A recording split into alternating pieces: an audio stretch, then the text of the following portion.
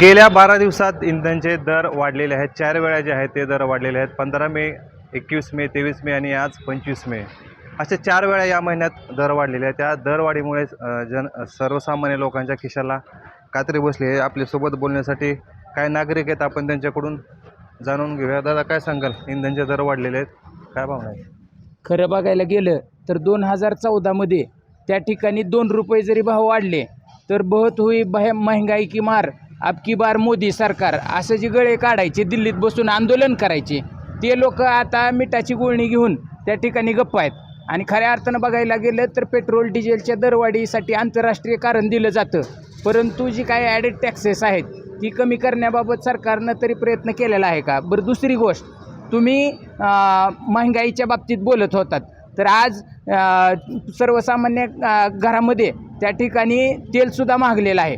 आणि एकीकडं सांगायचं की तुम्ही तेल खाऊ नका किंवा बाहेरच्या परदेशवाऱ्या करू नका, बाहेर फिरायला जाऊ नका, आणि स्वतः मात्र मेलोडीसोबत त्या ठिकाणी मेलोडी देऊन त्या ठिकाणी बाहेर फिरायचं आणि कुठल्या परकीय गुंतवणूक आणण्याचं का त्या ठिकाणी एक काहीतरी वातावरण निर्मिती करायची.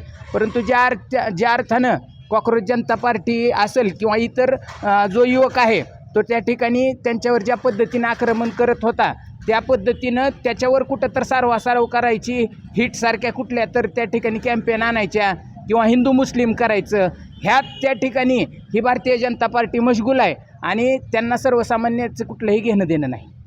दादा, दरवाढ झाली, खिशाला परवडणारी आहे काय दरवाढ? नाही ना, नाही परवडणार. जोपर्यंत बाहेरच्या राज्यातल्या निवडणुका चालू होत्या त्यावेळेस तुम्हाला दरवाढ झाली नाही.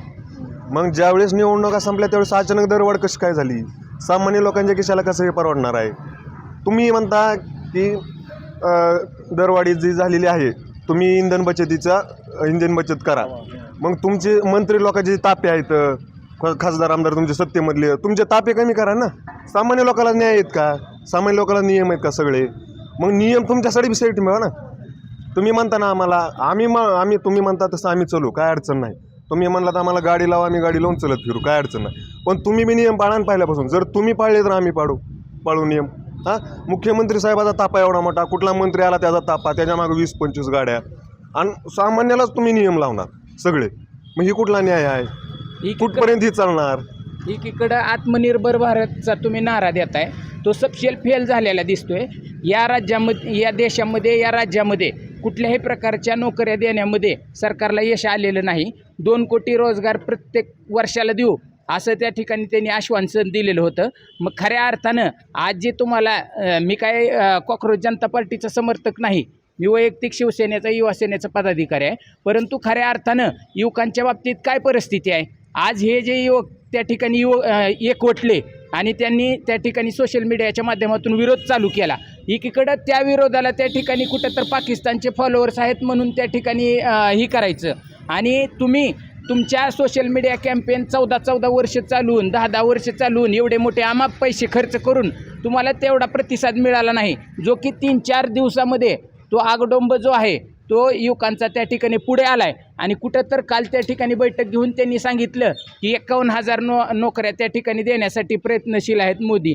कुठं तुमच्या 51,000ची अगरबत्ती लावतात? त्या ठिकाणी ह्या महाराष्ट्रामध्येच त्या ठिकाणी जवळजवळ 84% युवक म्हणलं तर 13-14 कोटीमध्ये 84%चा जर आकडा बघितला तर ह्याच्यावर कोण बोलणार आहे? महागाईवर कोण बोलणार आहे? त्याच्यामुळे हा नक्कीच आपल्यासोबत बोलण्यासाठी एक शेतकरी आहे. दादा, काय सांगताय? पेरणीचे दिवस सुरू होतील, शेतकऱ्यांना पेट्रोल डिझेल मिळते का शेतीच्या कामासाठी? नाही, पेट्रोल डिझेल तर शेतकऱ्यांना मिळतच नाही, परंतु आता डिझेलचे पेट्रोलचे दर वाढल्यामुळे लोकांना शेतीची मशागत करणं पण लय अवघड झालेलं आहे. सध्या शेतीतली कामं करायची म्हणले की शेतकरी ट्रॅक्टर लावायचं म्हणलं की अंगावर काटा आणायला लागला आहे, आणि डिझेलचे दर वाढल्यामुळं वाहनवाले पण दर जास्तच वाढवायला लागले. आता ती पहिला 70-80 रुपयावरला भाव आता 100चा टप्पा पार करून पुढे गेलेला आहे. आता सर्वसामान्य माणसाचं तर लय अवघड झालं. शेतात काय काम करायचं म्हणलं तर वाहनाचे दर वाढलेले आहेत इंधनामुळं, आणि घरी काय खायचं सध्या म्हणलं तर सध्या गॅसचे दर वाढलेले आहेत.